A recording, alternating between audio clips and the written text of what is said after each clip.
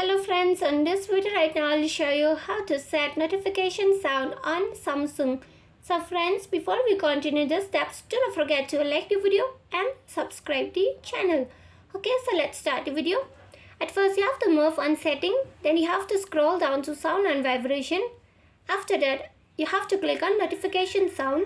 Then from here, you can choose from here any ringtone, okay, any sound, okay. You just click on any sound and it will be applied successfully, okay. Just click on it. If it doesn't set, just click twice, okay, 1 2, and it will be applied successfully on your device, okay.